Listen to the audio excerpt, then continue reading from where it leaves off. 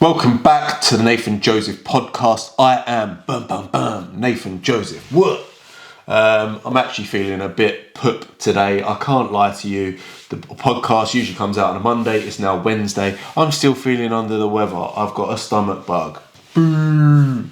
But I was feeling a bit. I've just been in bed like the last 2-3 days, and honestly, it's driving me up the wall. I feel like I'm not doing anything, and that is pissing me off. So I just thought I'd jump on, make a quick podcast. Had an idea for it, and it's something that I've noticed massively over the last 2 weeks. I am going to drop a 2-week transformation video on my YouTube channel, which is going to show you how much 2 weeks can actually do for you.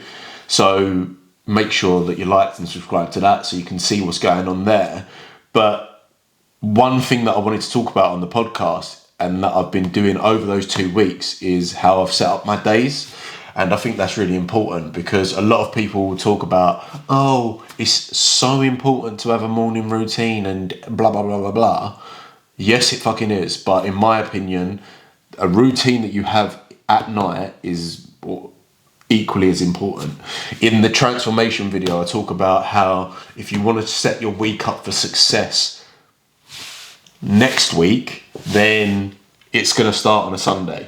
And for me, if you want to set your day up for success, it always starts with your nighttime routine. So I'm going to go into my nighttime routine. Now, I was going to do morning routine as well, but I don't know if I'm going to throw up or do a bum squirt. So I'm going to keep this as short as I can, but give you as much information as I can. I'm sorry if that offended you. It wasn't meant to, light-hearted, but I'm pushing on. You know what I'm like. So of an evening, yeah, I don't really care what job you do, where you are, who you're with, whatever. It's important to have a nighttime routine. And don't get me wrong, this can change slightly. And I know people that are so anal with their nighttime routines to the minute, but I just believe that if you've got a solid nighttime routine, as I say, you wake up in the morning, and the way I like to think about it is if I go through my nighttime routine, I have to take less thoughts in the morning the next day because the day is already sort of planned out for me.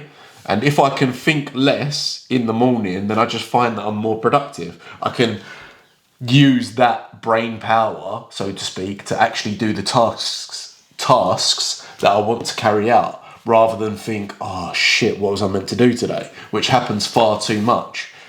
So my nighttime routine looks like this. Before I get into bed, I will always write out my 5 main tasks for the next day. And the reason for this is because rather than going to sleep and forgetting what I need to do, I find that at the end of my working day is when I'm going to know what I need to do the most for the next day. So already, first of all, I've got 5 things that I know is going to make it a productive day. Why does that help with my mental health? Because I don't like being a lazy fuck, and I'm sure if you listen to this podcast, you don't either. So if you're doing 5 tasks a day, that might not sound big, but they could be big tasks that move you in the right direction. And also, big or small, if you're doing 5 tasks a day, you want them written down because it is so easy to forget that you've done a task. Like today, for example, a task that I needed to do today was go and pick up some shower gel. Don't get me wrong, that's not going to be one of my 5 main tasks in a day, but that will still go on a list of tasks because that will take time for me to go to the shops to get that and blah, blah, blah, blah, blah. And then I could look back at the day. If that's not written down that I needed to go shopping, because that's what it'd go under because there was a bit of food involved, then I'm going to go, okay, I was productive, tick, I've done my shopping. Do you know what I mean? My haircut tomorrow, that will go on the list because, again, that's going to take up a lot of time, which is easy for me to then look back at the day and think, I've done fuck all with my day. Whereas if it's written down the night before, then 1, I know what I need to do in that day, and 2, I can tick it off as I go. which is going to make me feel more productive, which for my mindset and my mental health is going to feel great. And I don't know if there's any scientific background or backing to this, I should say, but it's just how I feel. When I have a list and I'm working off a list and I'm ticking things off, I just feel so much better in my own head. So the first thing on my nighttime routine, I'm writing 5 tasks that I need to do the next day that have to be done, basically. And there's not really much rollover from my tasks. I like to have maybe 3 that are like fucking, okay, that's going to be a hell of a task. And then 2 in there, like maybe the shopping, which is going to be like a task that needs to be done, but it's a bit more gentle on the brain. Do you know what I mean? It's a bit like, that's a quick win. That's what I'd say. It's a quick win. Because then it just puts a buzz, sick, I've only got 3 more tasks to do. Do you know what I mean? Anyway, so that's that.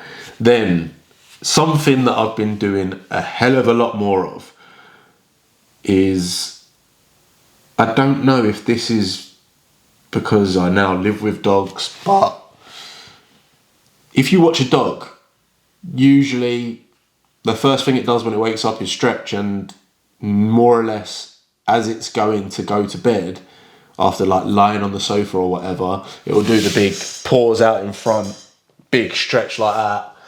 So it made me think, maybe I should be stretching before I go to bed. And what this has done is just made my body feel fucking amazing. Like, when I say amazing, I honestly believe, like, at the moment, I just feel like I'm made out of metal, flexible metal. So yeah, just stretching. I've got a video on YouTube of me stretching and going through that routine. I do exactly that, although now I have a resistance band which I use for my shoulder mobility, which is actually getting a lot better. So I spend about 10 to 15 minutes, not even that, 10 minutes stretching. It just makes me feel good. It makes me feel loose as a goose before I go to bed. So would definitely, if you've got aches and pains, if you're a gym goer, if you're somebody that's sitting at a desk all day, hunched over, hamstrings are tight because you're sitting down, hip flexors are tight because you're sitting down, just stretch out. Trust me, it's going to feel fucking amazing. After a stretch, obviously, that is probably when I go take myself to the toilet.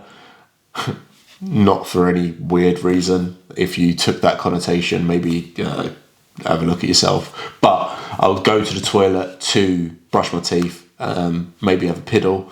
I take 1.5 litres of water to bed with me every single night.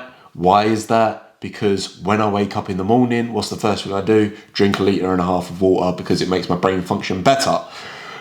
Then, when I'm in bed, I will sign off 30 minutes before I go to sleep from all social media, any conversations I'm having with friends or people that I'm talking to. The girl that I'm seeing is what I mean by that. And then phone goes down, basic more or less off. It's in nighttime mode. I really want to get an actual alarm clock, because then I can turn my phone off, because I loved a period of time where I just turned my phone off overnight. It was amazing. When I'm in bed, that is when I write in my journal, and that can honestly be anything from what's happened in the day, what I want to achieve tomorrow, how I feel that I'm progressing towards my goals. And some days it is a case of telling myself, you need to pull your socks up. But other days it is, and when I'm saying pull your socks up, it is literally, this is how you're going to do it. Because I often find when you write things down, you always know what you need. You always know what you need. And when you write it down, it's like, okay, I need to do X, Y, and Z. But when it stays in your head, it's just like so confusing. You're like, why am I feeling so stressed? Why am I feeling so frustrated? Trust me, get a pen out. Just don't even think about what to write, and it will come to you, and then just write it down. After the journaling, then comes the gratitude list. After the gratitude list, I think I've mentioned it several times before, but that will literally be anything that's happened on that day, or people that I'm grateful for. If I've seen, say, my mum, that will always go on there because I'm so grateful to see her. If I see the person that I'm seeing, that as well. Where I live, like, I'm just grateful for all of that. So it can be the smallest things, even the weather. Like, do you know what I mean? But I guarantee you, I'm writing 20 to 30 things that I'm grateful for every single night. Challenge me to wake up feeling shit in the morning unless I'm ill. Challenge me to feel shit. It's impossible because I'm going to bed with a smile on my face. And then I go on to my affirmations. And this is, again, people have differentiating views, even if that is a word, on affirmations. For me, affirmations they're not things that you want to be. They are evidence-based things. So if I am progressing, I will write I am progressing. But I'm not going to write I'm progressing if I've been in exactly the same spot for the last fucking 10 years. I need evidence to prove my affirmation's correct. For example, if I am confident, then I am finding evidence where I am confident. Right now, I'm talking to a camera in an office. Like, weird but confident. So I'm putting out a podcast that I believe people listen to. I know people listen to because I got the stats, so make sure you're still listening. But I will never write anything on that list that I don't truly believe. Because then, well, not even believe, because I saw something the other day. If you're believing in something that isn't a certainty, I'm certain in. I know I'm growing. I know I'm confident. I know I'm free. I know I'm healthy. I know I'm happy. These things, yeah? And these affirmations just show you who you are. So if you're feeling a bit shit about yourself, and honestly, challenge yourself, because I dare you to write one affirmation down that you do not believe. You truly do not believe, because the voice in your head will shout at you and it will say, no, you're not. So just write the affirmations down. And if you want to, say, for example, for me, I want to be a more organised person, because I've always said that I'm not organised. But I've got evidence to show that I am an organised person, like doing my nighttime planner for the next day. It's just certain parts of my life that I'm unorganised. For example, I couldn't tell you when I'm meant to be going out for dinner next week, but when it comes down to work or what I'm meant to be doing through my day, I am very organised. So with that is enough evidence for me to say I am organised. And then that becomes a belief system. So affirmations get done.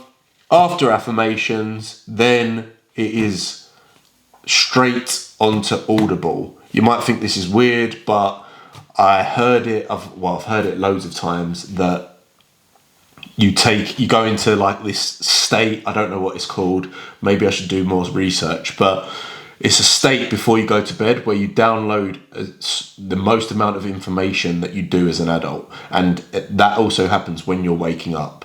So I listen to Audible for 30 minutes, put it on a 30-minute sleep timer. Bob's your uncle, Fanny's your aunt. And finally, I do a 5-minute Apple Watch meditation before I go to bed. And that is my nighttime routine, which sets me up for a fantastic following day. So if you've enjoyed the pod, again, like, subscribe, 5-star rating. I'll catch you on Monday when I'm feeling much better. Goodbye for now, guys.